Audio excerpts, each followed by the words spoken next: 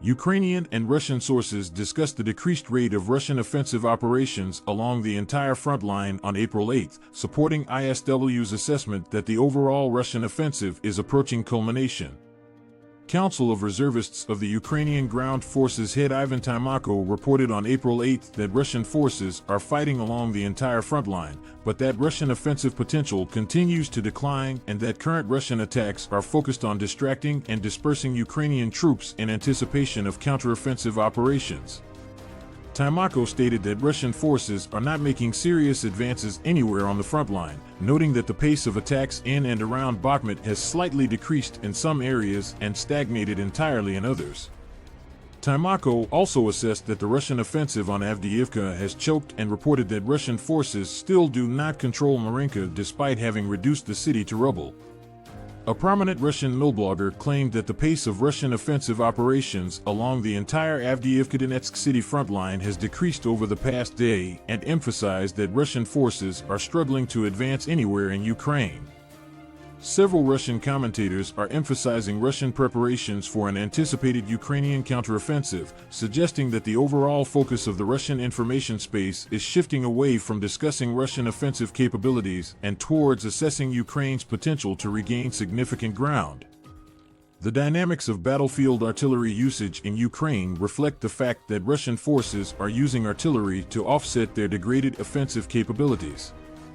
Former Donetsk People's Republic (DNR) Security Minister and current Vostok Battalion Commander Alexander Khodakovsky reported that the Russian command has decided to stop the daily issue of ammunition to areas of the front where there are no active offensive operations almost entirely. Khodakovsky noted that the artillery shortage on the front line results in part from preparations for a Ukrainian counteroffensive. Khodakovsky's statement indicates that the Russian command must prioritize artillery ammunition supplies rigorously due to shortages. High demand for shells indicates that Russian forces are still heavily relying on artillery to offset key shortcomings in combat capability, including poor Russian targeting skills, insufficient ground assault capabilities, and inadequate availability of air power in Ukraine. Russian forces use heavy artillery barrages to flatten settlements before seizing them with ground attacks, offsetting the need to conduct effective infantry attacks or to conduct an airstrike using scarce precision munitions and putting airframes and pilots at risk of Ukrainian air defenses. Continuing Russian shortages in artillery ammunition will undermine the Russian military's ability to continue offsetting its other weaknesses and limitations. The Washington Post reported on April 8 that, by contrast, Ukrainian forces are using one-third as many shells as Russian forces and that Ukrainian forces are conserving shells by carefully prioritizing targets. Ukrainian forces are more accurate in their targeting, but also likely benefit from being on the defensive in most areas. Offensive operations normally generate increased artillery requirements. Former Russian officer and ardent nationalist Igor Girkin launched a new effort likely aimed at protecting the influence of the Russian pro-war faction within the Kremlin. Girkin formed the Club of Angry Patriots social movement along with 7 prominent proxy and ultranationalist figures on April 1, seeking to help Russia to win the war and avoid an internal conflict within Russia. Members of the club stated that Russia will imminently face defeat in Ukraine and may experience a pro-Western coup or civil war if Moscow does not drastically improve the situation on the front lines. The members claimed that Russian officials are unable to improve the war effort and its effects on Russian society because most Kremlin officials belong to an anti-war faction. The anti-war faction reportedly advocates for a peace settlement with the West to regain access to its overseas wealth and is not actively attempting to improve the war effort, not out of a fundamental disagreement with war aims or genuine desire for peace. The club claimed that it seeks to help Russian authorities, likely implying the pro-war grouping within the Kremlin, complete the special military operation in a timely manner, claiming that a protracted war in Ukraine could prompt the anti-war officials to revolt. The group also stated that it is attempting to build a defense network to resist a coup in Russia in such an event. The members declared that the group is functioning within the framework of Russian law and will not engage in armed conflict, but will instead focus on raising public awareness in Russia so that Russian executive officials realize the danger to the Russian regime. Members of this club had previously warned Russian President Vladimir Putin in May and September 2022 about the negative repercussions on the battlefield if Russia did not immediately declare mobilization. Gherkin's movement is already reportedly facing resistance from Donetsk People's Republic, DNR, head Denis Pushilin. A Russian millblogger claimed Pushilin ordered DNR officials to spread rumors about the Club of Angry Patriots, claiming bizarrely that the movement is preparing a pro-Western coup. A member of the movement also accused Pushilin's administration of discrediting the movement.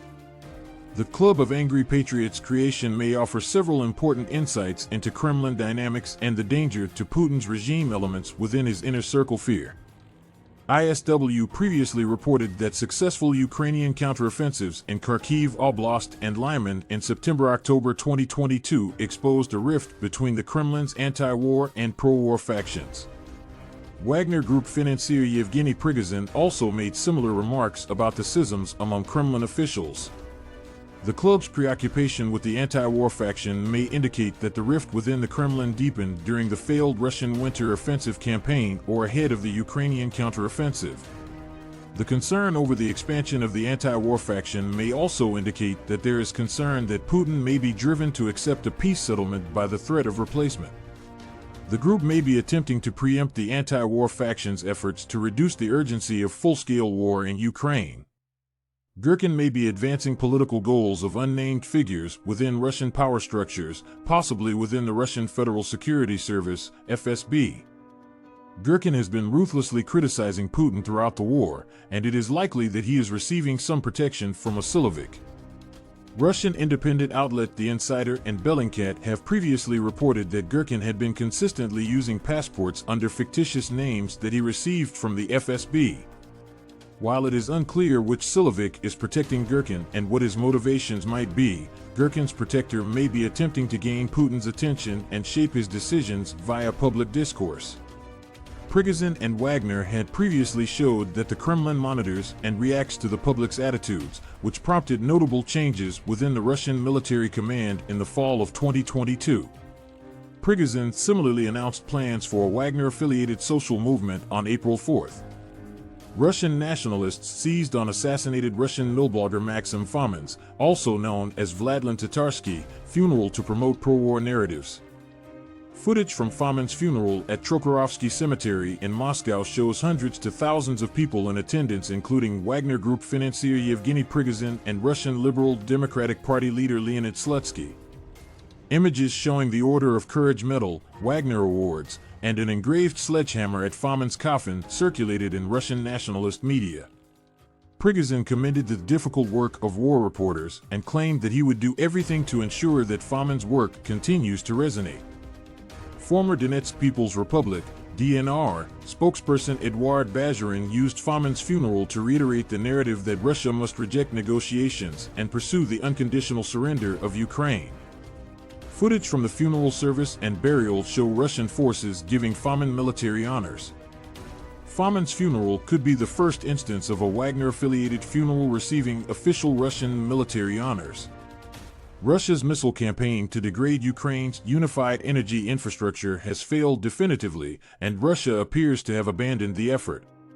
Ukrainian Energy Minister Herman Halashchenko announced on April 8 that Ukraine is resuming energy exports for the first time since October 11, 2022. Russian authorities began efforts in October to degrade Ukrainian energy infrastructure to a significant extent by the end of winter, which Russians consider March 1. However, the series of large-scale Russian missile strikes on energy infrastructure failed to achieve the assessed Russian aims of causing a humanitarian disaster, weakening Ukrainian military capabilities, and forcing Ukraine to negotiate. State-run Russian media acknowledged this failure on March 1. Russia likely abandoned the effort soon after. The United Kingdom Ministry of Defense, UK MOD, noted on April 8 that the frequency of Russian large-scale, long-range attacks on energy infrastructure has decreased since March 2023. The UK MOD assessed that Russia continues small-scale strikes using fewer than 25 munitions, with predictably less effect. Russia maintains the capability to renew such strikes though, if it so desired. Halushchenko stated that Ukraine has the flexibility to adjust Ukrainian energy exports if the situation changes. The Kremlin is likely intensifying legal punishments for terrorism-related crimes as part of a larger effort to promote self-censorship and establish legal conditions for intensified domestic repressions.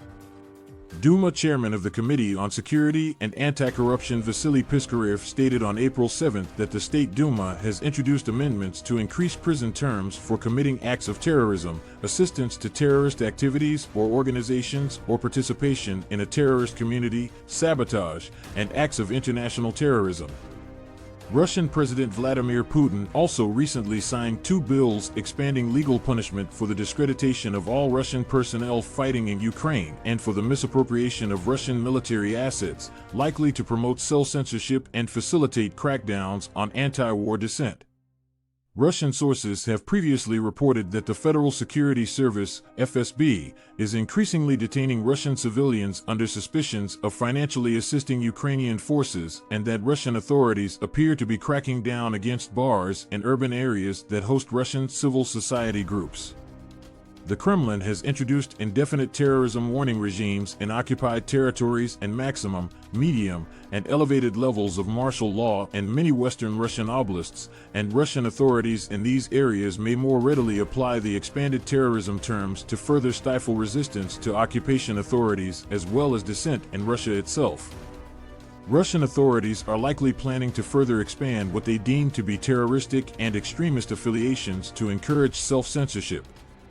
Duma deputy head of the Committee on Information Policy Oleg Matveyev stated on April 4 that he has prepared a bill to recognize feminism as an extremist ideology and argued that feminists overwhelmingly opposed the military operation in Ukraine.